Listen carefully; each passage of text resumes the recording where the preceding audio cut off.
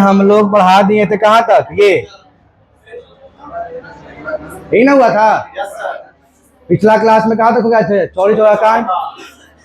अच्छा, चौरी चौरा कांड के कारण कौन सा आंदोलन गांधी जी रद्द किए थे? असहयोग आंदोलन, यही था ना। ये हुआ कहाँ पे था? गोरखपुर में, उत्तर प्रदेश के गोरखपुर में। क्या बात है कि थाना में ही आग लगा दिया था लोग ना, जो आंदोलनकारी थे क्या करे, थाना में आग लगा दिए थे। चलिए अब इसके बाद कहानी सुनिए। देखिए, जब गांधी जी चौरी चौरा कांड के कारण असहयोग आंदोलन को स्थगित कर रहे थे, तो उस समय के जो बहुत बड़े नेता जो थे, वो लोग इनका विरोध भी किए थे। और विरोध के साथ में कुछ टिप्पणी भी आया था। टिप्पणी क्या क्या था, देखिए टिप्पणी जो था यहाँ पे देखिए क्या बोला गया था। देखिए यहाँ पे बोले, जवाहरलाल नेहरू क्या बोले थे कि अगर कश्मीर के किसी गांव में आंदोलन होगा तो उसका जो सजा है वह कन्याकुमारी के किसी गांव को क्यों दिया जाए। ये कथन किनका था? जवाहरलाल नेहरू था। कब? जब चौरी चौरा कांड के कारण गांधी जी तो थे, असहयोग आंदोलन को स्थगित करने का प्रस्ताव लाए थे, तब का घटना है ना। तब ये जवाहरलाल नेहरू क्या बोले कि वो असहयोग आंदोलन क्या था कि पूरे देश में अच्छे रूप से चल रहा था, सब लोग अच्छे से भाग ले रहे थे, जितना भी सरकारी अधिकारी थे भारतीय, वो सब अपना अपना इस्तीफा दे दिए थे पद से, शैक्षणिक संस्थानों से इस्तीफा दे दिए थे, काम करना बंद कर दिए थे, लेकिन सुचारू ढंग से चल रहा था। लेकिन बस एक घटना घटा उत्तर प्रदेश में। कौन सा घटना? चौरी चौरा, जिसे गांधी जी क्या किए, पूरा वो आंदोलन को स्थगित कर दिए। उस स्थगित को लेकर ही जवाहरलाल नेहरू की टिप्पणी की। टिप्पणी क्या दिए कि अगर जम्मू कश्मीर के किसी गांव में आंदोलन होगा तो उसका सजा जो है कन्याकुमारी गांव को क्यों दिया जाए, है ना। ऐसा कि ना कहना था जवाहरलाल नेहरू का। फिर इसी में आते हैं सुभाष चंद्र बोस भी कहे थे। सुभाष चंद्र बोस क्या कहें कि जब जनता का उत्साह अपने चरम पर था तो गांधी जी द्वारा आंदोलन स्थगित करना एक मूर्खतापूर्ण निर्णय था। जब आंदोलन पूरा चरम पे था तो गांधी जी उस आंदोलन को स्थगित कर दिए थे, तो वो उनका मूर्खतापूर्ण कदम था। ये बेवकूफ़ी की है गांधी जी, ऐसा नहीं करना चाहिए था। और जो घटना जिस एरिया में घटित हुआ बस उस एरिया में बंद कर दे, बाकी पूरे भारत में चलने दें, है ना। अब हुआ क्या, अब बंद हो गया कौन सा आंदोलन? असहयोग आंदोलन। तब उसी बीच में क्या हुआ कि 10 मार्च 1922 को जनता को भड़काने के आरोप में गांधी जी को 6 वर्ष की सजा सुनाई गई। तो भैया आप ही हैं, जनता को भड़का रहे हैं, अब आपका बात जनता मान रहा है, आपको सजा सुनाया गया। कितने साल का? 6 साल का। लेकिन हुआ क्या कि 24 में ही गांधी जी को रिहा कर दिया गया। 22 में बंद हुआ तो 22 या 28 में रिहा होते हैं, लेकिन 24 में रिहा क्यों गया? खराब स्वास्थ्य, और जेल में खाने पीने छोड़ दिए, ठीक है। तो इनका स्वास्थ्य क्या हो गया? खराब हो गया। तो खराब स्वास्थ्य होने के कारण क्या कर दिया, इनको जेल से रिहा कर दिया गया। आज जिस साल जेल से रिहा हुआ 1924 में, उसी समय कांग्रेस का अधिवेशन था, केरल के बेलगाम अधिवेशन, नाम सुने होंगे आप लोग। गांधी जी मात्र वही अधिवेशन का अध्यक्षता किए थे। सवाल ये पूछता है ना कि गांधी जी किस अधिवेशन का अध्यक्षता किए, तो बेलगाम अधिवेशन। बेलगाम है कहाँ? केरल, केरल में है वो। अब चला गया, ठीक है। बेलगाम अधिवेशन की अध्यक्षता किए थे कौन? गांधी जी। कौन सा? कब? 1924 में, जब वो जेल से रिहा हुए तब, ठीक है। अब ये फिर से सुचारू रूप से जेल से रिहा हो गए। अब आते हैं मेन इनका पॉइंट यहाँ पे देखिए।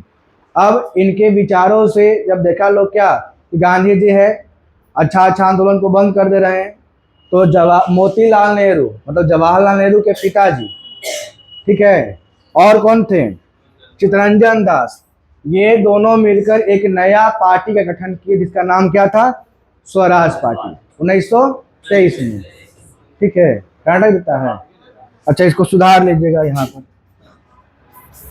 कर्नाटक, ठीक है। बेलगांव कहाँ पड़ेगा? गलती से हमसे केरल लिखा गया होगा। क्या बोला गया यहाँ पे कि 1923 में चित्तरंजन दास और मोतीलाल नेहरू कौन थे? जवाहरलाल नेहरू के पिताजी, वो दोनों मिलकर एक नया पार्टी का गठन किए। उसका नाम क्या रखे? स्वराज पार्टी। और इस क्रम में चित्तरंजन दास और मोतीलाल नेहरू ने इलाहाबाद में मार्च 1923 में स्वराज पार्टी की क्या कर दी? स्थापना। ये मोतीलाल नेहरू और चित्तरंजन दास है। और स्वराज पार्टी गठन हो गया।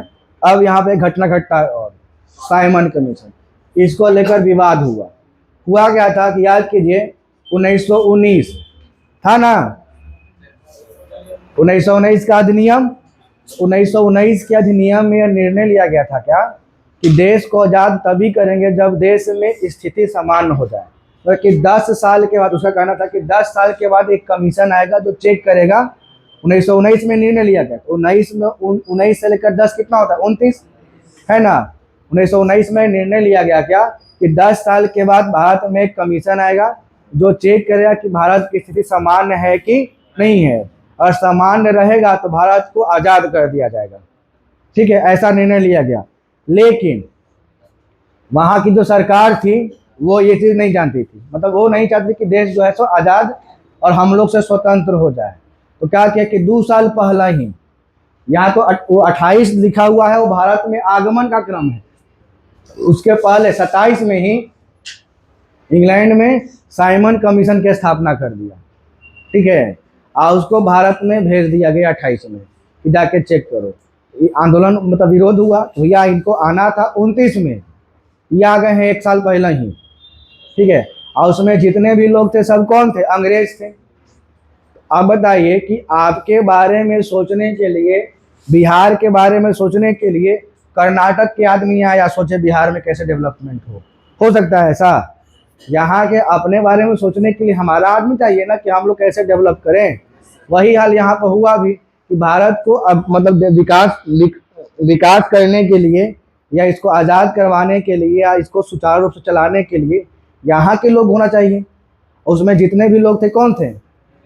अंग्रेज थे। इसका भी विद्रोह किया गया। इसी को बोला गया white man commission, Simon commission को ही, क्योंकि इसमें सब कौन थे?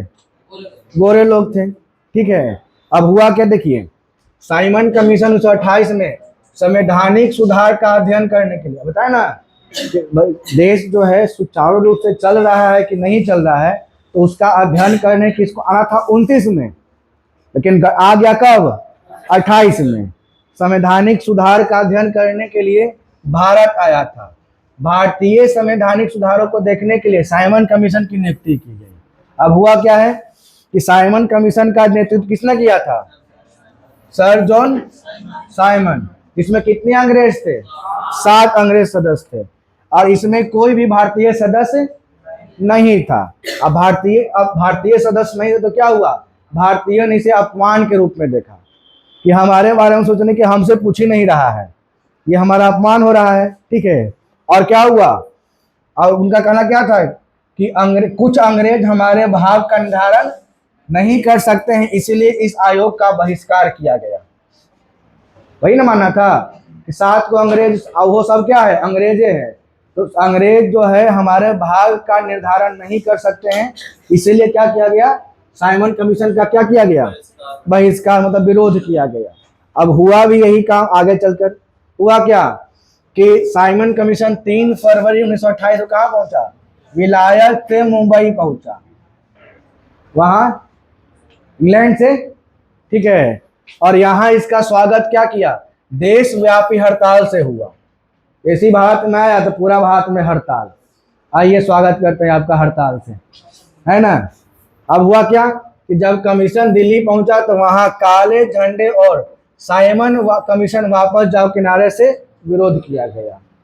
ठीक है, काला झंडा दिखाया गया और बोला गया क्या? साइमन कमीशन वापस जाओ। क्लास चल रहा है, उस क्लास में साइमन कमीशन वापस जाओ, उधर चले जाइए बाबू, उस रूम में। साइमन कमीशन वापस जाओ और दिखाएगा क्या? काला झंडा। ठीक है, अब उसी में देखिए यहाँ पर एक घटना भी घटा क्या कि उस समय थे लाला लाजपत राय, है ना।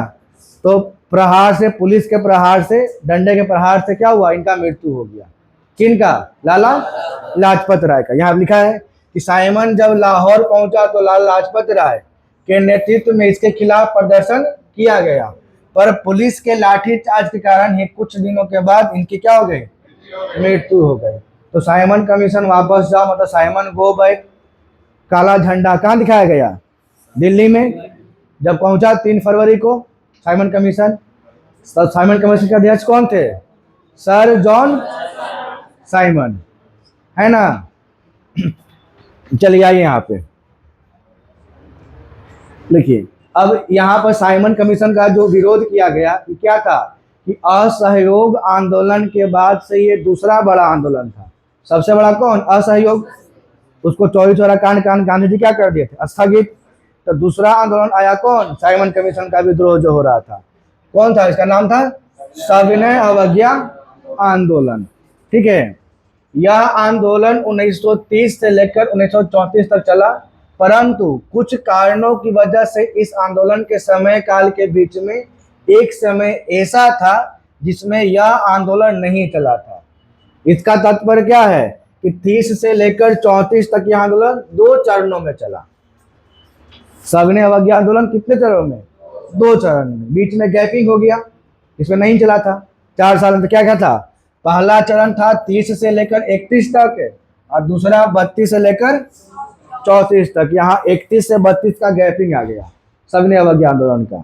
हुआ इसमें क्या था कि सविनय अवज्ञा आंदोलन में महात्मा गांधी क्या किए, शुरू किए थे, और इसमें किसका बहिष्कार किया गया, भारतीय लोगों की मांगों को स्वीकार करने के लिए ब्रिटिश सरकार पर दबाव बनाने हेतु असहयोग आंदोलन का एक रूप था। ठीक है, हमारे जो भारतीयों का मांग है उसको स्वीकार कीजिए, और इसको ब्रिटिश में क्या दिए बनाया गया, दबाव बनाया गया। ठीक है, ताकि हमारी मांगों को स्वीकार कीजिए। इसमें देखिएगा अहम रोल यहाँ पर ही आता है। अब यहीं पर मनमुटाव हो गया था जवाहरलाल नेहरू और मोहम्मद अली जिन्ना में, है ना। जवाहरलाल नेहरू पूरे देश को आजाद करने के चक्कर में थे और जिन्ना सिर्फ मुस्लिमों का बात करता था उस समय। अब यहाँ पर दोनों का देखा उठा लिया फायदा कौन, अंग्रेज। कि जब ये दोनों आपस में नहीं तालमेल है तो हम लोग भी इसका क्या उठाते हैं, फायदा उठाते हैं। ठीक है, बाद में यही हुआ भी। 1930 में गांधी जी ने उस समय के भारत के वायसराय इरविन के समक्ष 11 सूत्री मांग रखी थी, है ना। 11 सूत्री मांग में क्या क्या होगा बताइए, उस समय का जो स्थिति होगा देश में उसके हिसाब से मांग होगा, है ना। टैक्स कमी किया जाए, भारतीयों को भी लिया जाए कमीशन में, यही सब होगा 11 सूत्री मांग में। आज़ादी की ओर आगे किया जाए, देश को आज़ाद किया जाए, है ना। और क्या था, भारतीयों को कैद से छोड़ने, सेना का खर्च कम करने आदि मांगे थे। वही सब था ना उस समय जो देश में जो स्थिति थी भारतीयों पर, उसके बारे में चर्चा किया गया। 11 सूत्री मांग, हमारी 11 वो मांग है, आप मान लीजिए, हम आंदोलन नहीं करेंगे।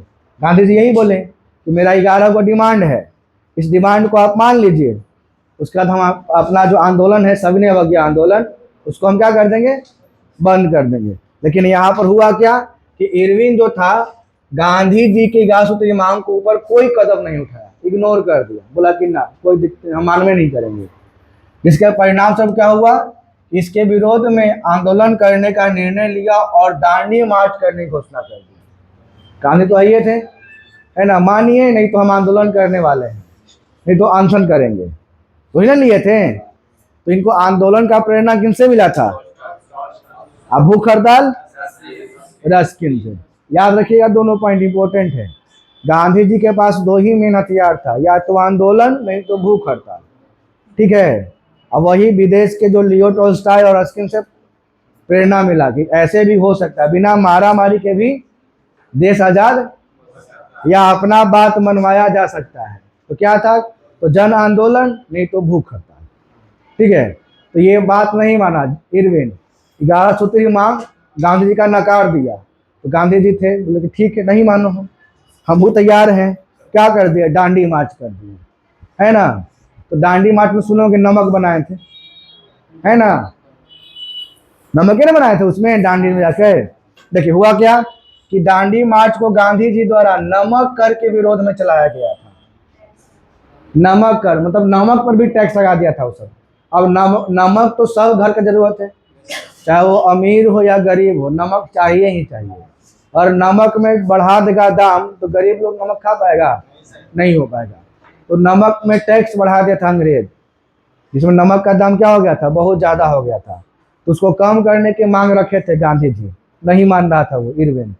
तो आंदोलन कौन सा आंदोलन? दांडी मार्च आंदोलन। क्या हुआ कि साथ ही साथ सविनय अवज्ञा आंदोलन को शुरू करने के लिए भी इस दांडी मार्च को चलाया गया है ना, ताकि सविनय अवज्ञा आंदोलन जो है और अच्छे से चल सके। अब हुआ क्या, आगे चल के देखिए। दांडी मार्च 12 मार्च 1930 को शुरू हुआ और 6 अप्रैल 1930 तक चला। मार्च 1930 से अप्रैल 12 से शुरू हुआ, कहाँ तक चला? 6 अप्रैल तक। और यह दांडी मार्च गांधी जी द्वारा साबरमती आश्रम से लेकर दांडी, गुजरात का जगह है दांडी, तक चला और गुजरात तक चलाया गया। इसमें गांधी जी के साथ भारत के अलग अलग क्षेत्रों के कुल 78 सहयोगी ने भाग लिया। और इसकी दूरी कितना मील थी? 241 मील। इसका अगर फिगर देखिएगा, आप देखिए यही है साबरमती आश्रम। एक गुजरात का मैप न है, तो साबरमती आश्रम यहाँ से शुरू हुआ था और आया आपका दांडी तक, एंड पॉइंट हो गया दांडी। ठीक है, साबरमती आश्रम से लेकर दांडी तक कितना मील हुआ? 240 मील चल दिए गांधी जी पैदल। उनके साथ कितना सहयोगी था स्टार्टिंग में? 78। 78 सहयोगियों के साथ गांधी जी जो है पैदल यात्रा शुरू कर दी। ठीक है, अब जैसे वो अपना यात्रा शुरू किए तो जिस जिस क्षेत्र से गुजरे वहाँ वहाँ के लोग उनके साथ में शामिल हो जाए। तो एक समय ऐसा आया कि इनके साथ कितने लोग हो गए, देखिए यहाँ पर नहीं दिया, लगभग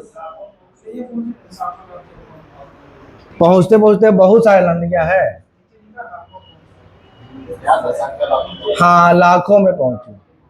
ठीक है, मतलब कि 78 से शुरुआत हुआ था, साबरमती से कहाँ तक? दांडी तक। और जब वो चलते चलते पहुंच गया कितना तक? लाख तक। ठीक है, अंत में हुआ क्या कि दांडी पहुंचकर गांधी जी द्वारा वहां नमक उठाकर इस नमक कर कानून का विरोध किया गया और यह दांडी मार्च बहुत ज्यादा प्रभावशाली रहा था। जिसके बाद सुभाष चंद्र बोस ने इसकी तुलना क्या की? मुसोलिनी और नेपोलियन की यात्रा से की। मुसोलिनी और नेपोलियन आज के जर्मनी में, जर्मनी और फ्रांस में ना, जर्मनी का और फ्रांस का है ना, वो लोग भी वैसा ही था, मुसोलिनी और नेपोलियन। आप लोग पढ़े होंगे 10th का, जर्मनी का एकीकरण, फ्रांस का एकीकरण, उसमें नाम सुने होंगे मुसोलिनी और नेपोलियन का। ठीक है, तो उसका तुलना किए गांधी जी। किसका तुलना किए? गांधी जी के दांडी मार्च का तुलना किए। किससे? नेपोलियन और मुसोलिनी की यात्रा से। शुरुआत हुआ था कहाँ से? गुजरात के साबरमती से। खत्म कहाँ हुआ? स्टार्टिंग में कितने सहयोगी थे? 78। किसके विरोध में था ये? नमक कानून के विरोध में। नमक पर टैक्स बढ़ा दिया था वो, है ना। तो नमक उठा क्या कर दे दांडी में, उसका नमक कानून को तोड़े। अब आगे बढ़ते हैं इसमें, गोलमेज सम्मेलन, ये भी इंपॉर्टेंट होता है। अब देखिए, जब यहाँ आंदोलन चल रहा था, कब घटना है? 1930 का। तो यहाँ बहुत बड़ा आंदोलन हो गया ना, उधर चल रहा था असहयोग, फिर सविनय अवज्ञा, फिर दांडी मार्च, कि पूरा देश आंदोलन में था। और उस समय यहाँ पर कौन था? इरविन। अब इरविन पर ये दबाव हो गया, भैया तुम किसी तरह से उस मैनेज करो उस पूरे आंदोलन को, है ना। पूरे आंदोलन क्या हुआ? मैनेज करो, तुम ही हो वहाँ पे देखने वाला, मैनेज करना है। तो उसके आनंद फालन में वहाँ पर इंग्लैंड में 30, 31, 32 3 गो था, 3 साल, 30, 31, 32 3 गो गोलमेज सम्मेलन हुआ। तो गोलमेज नाम राउंड टेबल उसको बताता है, गोलमेज पर बुलाकर मीटिंग होता था। ठीक है, भैया क्या क्या प्रॉब्लम है बताइए यहाँ पे। तो 30, 31 और 32। तो 1930 का जो सम्मेलन था, प्रथम गोलमेज सम्मेलन, उसमें कोई भारतीय भाग नहीं लिया था, मतलब कांग्रेस का कोई भाग नहीं लिया था। भाग लिए थे तीनों गोलमेज सम्मेलन में, भाग लिए थे B.R. अम्बेडकर, है ना। तीनों गोलमेज सम्मेलन में भाग कौन लिए थे? B.R. अम्बेडकर। लेकिन कांग्रेस की तरफ से कोई भाग नहीं लिया था। क्यों? क्योंकि यहाँ पर उसका क्या हुआ था? विरोध चल रहा था। तो नहीं थे बाद में, वो अलग हो गए थे। आप पहला में नहीं लिए ना, हम क्या बोले कि पहला गोलमेज सम्मेलन में कोई भी कांग्रेस का अधिकारी भाग नहीं लिया। क्यों? क्योंकि वो लोग विरोध करते किसका? अंग्रेज का। इंडिया में भागे नहीं लिया। जब दूसरा का बात आया ना, देखिए वही चीज यहाँ पर लिखा है कि 30 से लेकर 32 तक अंग्रेजों द्वारा कुछ सम्मेलनों का आयोजन ब्रिटेन में किया गया है। तो कौन सा सम्मेलन? गोलमेज सम्मेलन। कब का हुआ था? तो 1930 में, 1931 में, 1932 में। 30, 31, 32, पहला, दूसरा और तीसरा।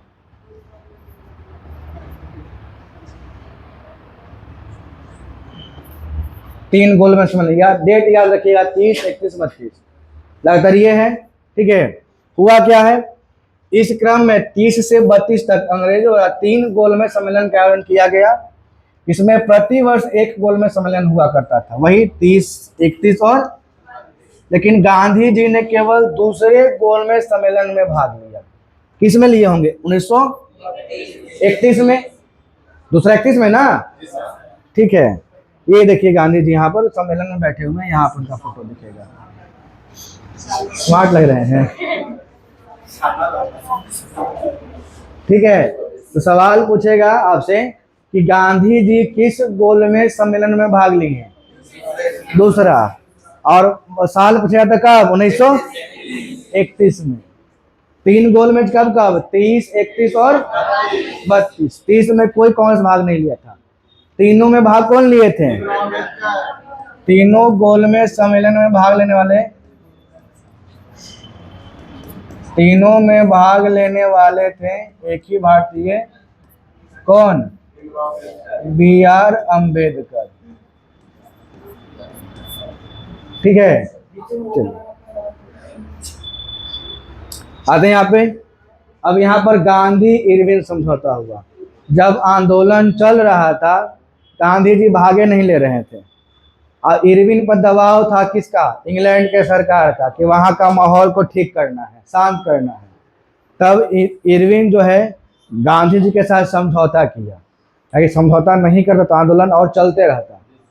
तो गांधी और इरविन के बीच में समझौता हुआ कब? 1931 में।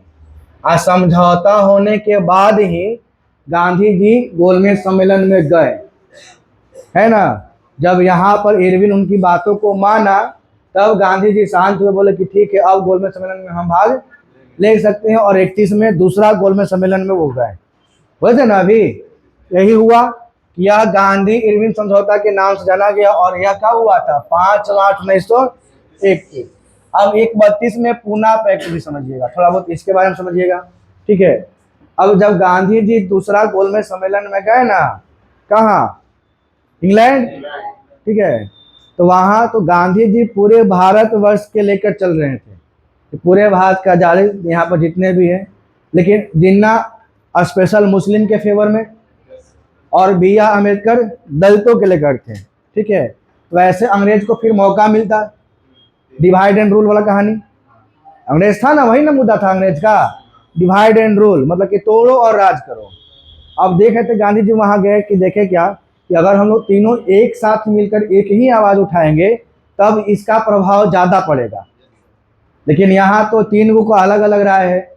जिन्ना जो है अलग मुस्लिम के लेके चल रहा है, BR अम्बेडकर दलितों के लेके फेवर में है, और हम अकेले चल रहे पूरे भारतीयों के लेकर। तो वहाँ से रूस के भाग गए गांधी जी। गांधी रूस के भाग गए और यहाँ आके बैठ गए भूख हड़ताल पे। ठीक है, यहाँ क्या हो गए? गांधी जी भूख हड़ताल में भाग गए, बैठ गए। कहाँ? 31 के बाद 32 में। और जब BR अम्बेडकर वहाँ से आते हैं यहाँ, क्योंकि तीनों में भाग कौन लिए थे? BR अम्बेडकर। जब BR अम्बेडकर भारत वापस आते हैं, और जब इनको पता चलता है कि गांधी जी भैया भूख हड़ताल बैठे हुए हैं, तब सोचते हैं कि नहीं, अब जैसे गांधी जी और BR अम्बेडकर दोनों तो देश के लिए ही करेंगे, लेकिन वो दूसरी बात है कि पहले दोनों का विचार एक मत नहीं था, अलग अलग था। इन दोनों के बीच में होता है समझौता। किस जेल में? यरवदा जेल में। उसी समझौता का बोला गया पूना पैक्ट। पूना में ही है ये, यरवदा जेल कहाँ है? पूना में, महाराष्ट्र के पूना में। तो इसको नाम दिया गया पूना पैक्ट। ठीक है, इसमें क्या था कि यह पूना पैक्ट गांधी जी और भीमराव अंबेडकर के बीच पुणे क्षेत्र की यरवदा जेल में हुआ। इसलिए इसका नाम कब क्या पड़ गया, पुणे पे। ये देखिए कब हुआ, 1932 में, जब अंबेडकर साहब भारत में आए तब, क्योंकि वो तो वहां थे तीनों में, 30 में भी, 31 में भी और 32 में भी। और गांधी सिर्फ 32 में गए और वहां देखे माहौल ही लोग का, तो रूस के भाग आए, है ना। और यहाँ कर दिए भूख हड़ताल। और जब इनको पता चला अम्बेडकर साहब को कि गांधी जी भूख हड़ताल पे हैं, तो बोले कि नहीं भाई, बाहर हो जाएंगे तो दिक्कत हो जाएगा, है ना। बहुत बड़ा नेता के रूप में थे ना वो। उस समय गांधी जी क्या थे, इकलौता सबके फेवर में, मतलब मुस्लिम भी उनके फेवर में था, किसान भी, महिला भी, है ना, सब उनके फेवर में था। मजदूर भी, मतलब समझ कि वो एक हम सुपर हीरो देश का। अब तो उनको कुछ नहीं होना चाहिए, ठीक है। तो ये हुआ गांधी जी और अंबेडकर साहब के बीच में एक समझौता, जिसका नाम क्या दिया गया, पूना पैक्ट। कब हुआ था ये, 1932 में। किस जेल में, तो पूना के यरवदा सेंट्रल जेल में, ठीक है। आगे आइए, अब यहां शुरू होता है 42 का भारत छोड़ो आंदोलन। क्यों डेट चल रहा है ना, आजाद कब हुआ, 47 में। अब यहाँ पर हुआ क्या कि 1939 में दूसरे विश्व युद्ध की शुरुआत हो गई और अंग्रेजों की ओर से पूरी कोशिश की जा रही थी कि भारतीयों को पहले की तरह ही इस बार भी अंग्रेजी सेना में ज्यादा से ज्यादा भर्ती किया जाए, जैसे पहला विश्व युद्ध में भर्ती हुआ था।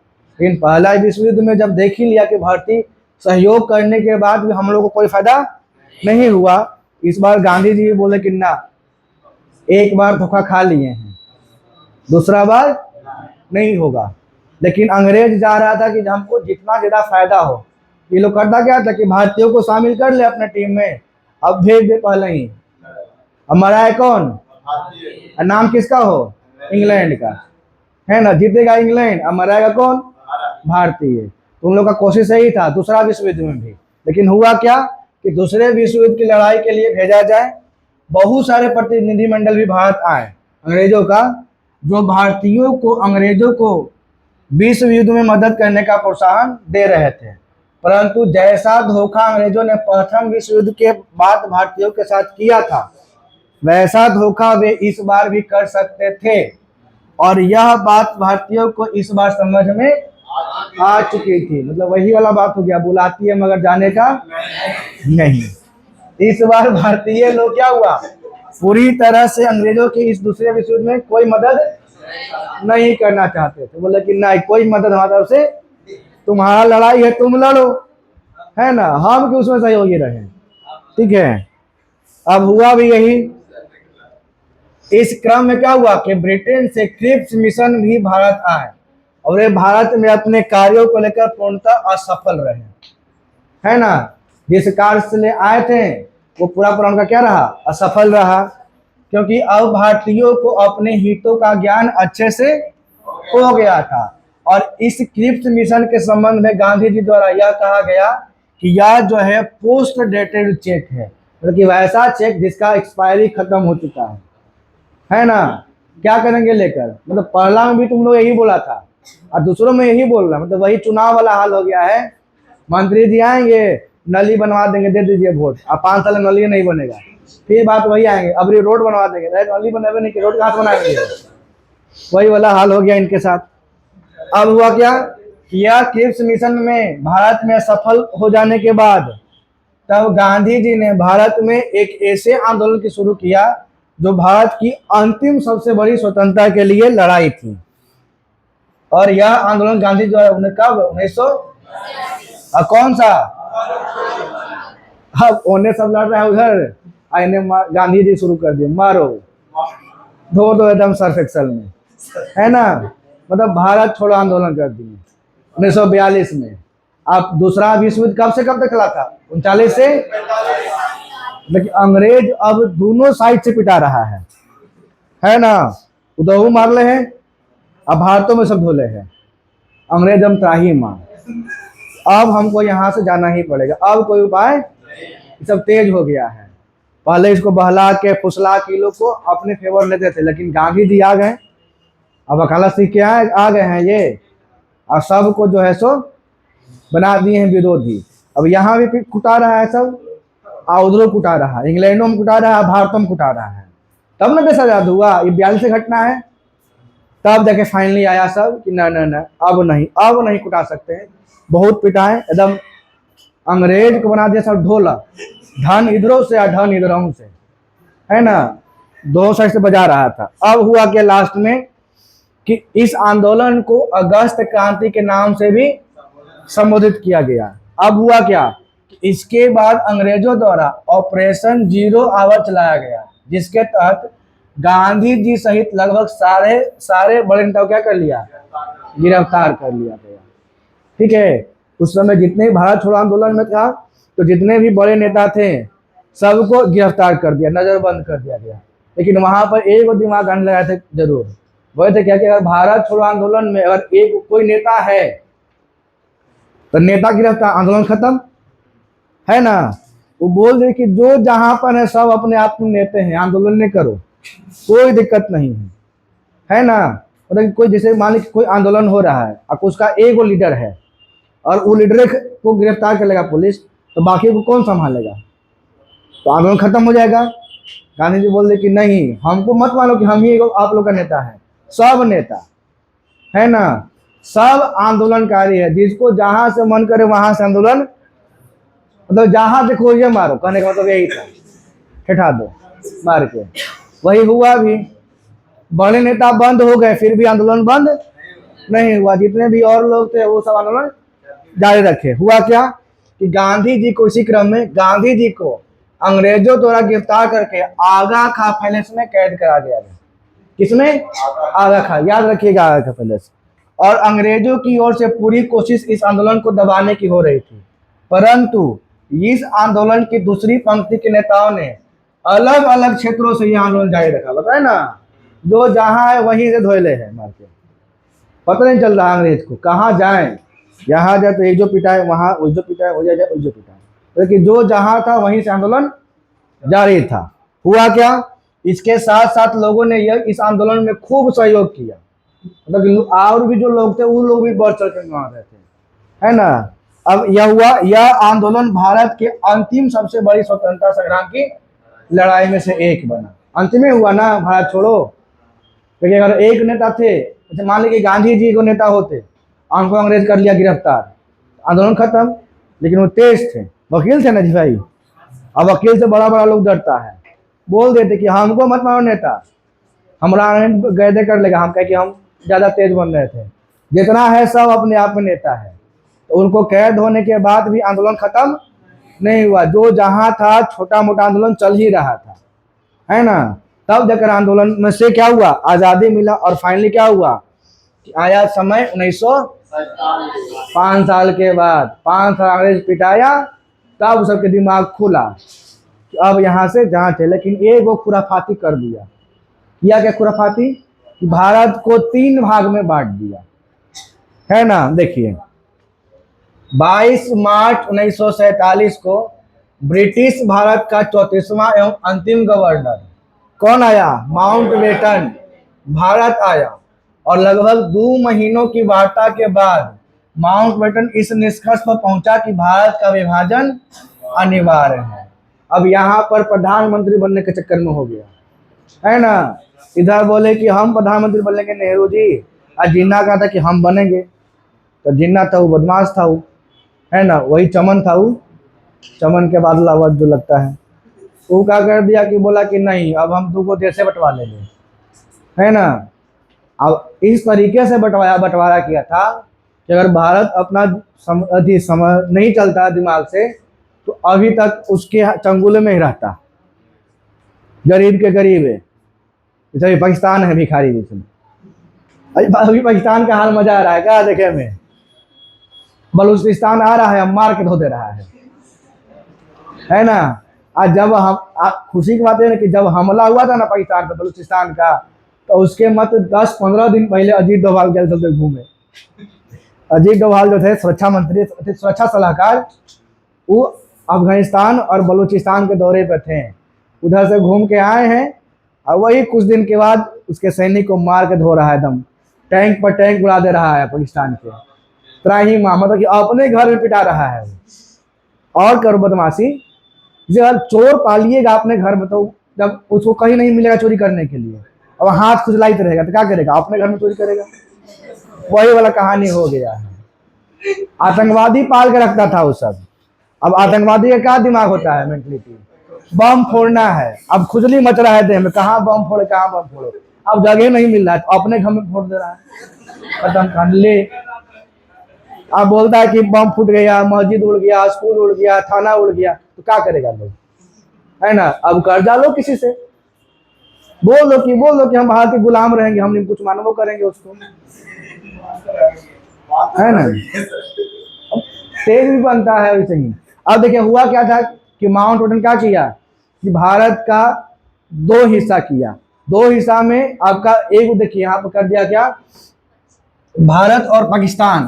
तो पाकिस्तान उस समय दो गो बना दिया, एगो पश्चिमी एगो पूर्वी, जिसको हम लोग बांग्लादेश अभी बोलते हैं। ये पूर्वी पाकिस्तान था, ठीक है, और ये पश्चिमी पाकिस्तान, आप बीच में भारत। वो तो बाद में जब बांग्लादेश में वो थे, शेख मुजीबुर रहमान चुनाव हुआ था पाकिस्तान में ना, तो ये जो बांग्लादेश के निवासी थे शेख मुजीबुर रहमान, वो जीत रहे थे।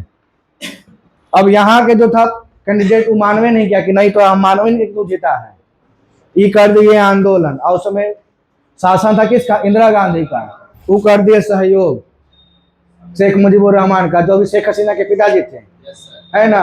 अब बाद में यहाँ जितना भी ये अपना सेना भेज रहा था यहाँ पे, पाकिस्तान जो है पश्चिमी पाकिस्तान अपना सेना भेजा कहाँ पे, पूर्वी पाकिस्तान में।